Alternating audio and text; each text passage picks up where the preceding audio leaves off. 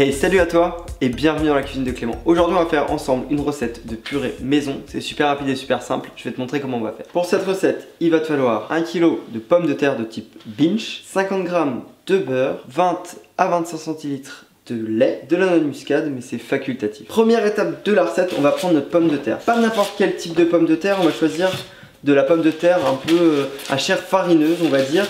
Moi j'ai pris de la Binch parce que pour moi j'ai l'habitude de le faire avec ça.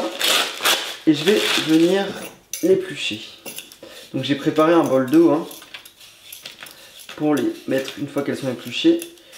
Donc c'est une pomme de terre qui est toujours un peu plus terreuse que les autres.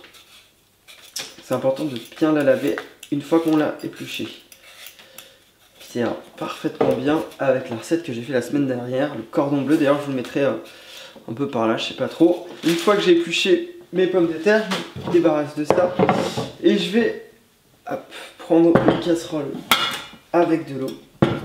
Déjà, parce que je commence la cuisson des pommes de terre à froid et c'est très important pour l'amidon. Je vais les couper en deux, pas plus, peut-être en 4 pour les plus grosses, mais si c'est trop petit en fait ça va trop vite devenir farineux. C'est dommage.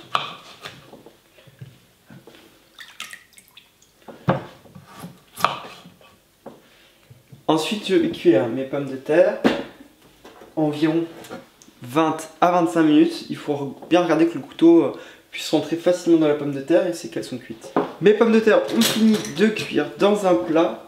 Je vais juste prendre les pommes de terre. Je les égoutte au maximum. Elles ont déjà commencé à faire un petit peu de la purée. Donc j'ai mis à tiédir mon lait parce que c'est important de mettre un lait chaud dans une purée pour pas trop la refroidir. J'ai pris un presse-purée mais une fourchette ça convient très bien pour écraser les pommes de terre. Je vais ajouter, important, mon beurre à ma purée qui est chaude pour qu'il fonde dedans.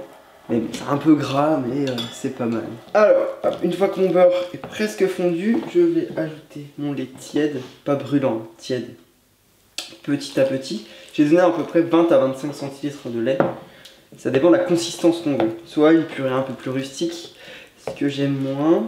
Soit une purée un peu plus tendresse de lait, on va dire. Pour ceux qui veulent, on peut mettre de la crème à la place du lait. Ou moitié crème, moitié lait. Bon, ça fait un peu trop gras. Pour moi, j'aime bien avec le lait. Une fois que j'ai la consistance que je veux... je vais saler et poivrer. Très important, sinon ça n'a pas de goût. D'ailleurs j'ai oublié de vous dire, mais j'ai salé aussi l'eau des pommes de terre.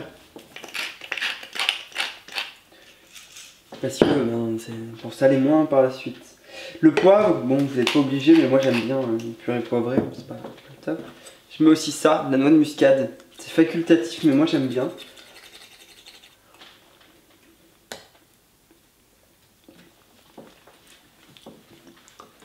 Super bon. Voilà, il y avait la purée. Merci à tous d'avoir suivi la cuisine de Clément. Tu peux liker si ça t'a plu, tu peux même t'abonner. Dans tous les cas, on se retrouve la semaine prochaine pour une vidéo de recette. Mon Twitter, mon Instagram, mon Facebook, c'est dans la barre d'infos comme la recette. Et très bonne journée.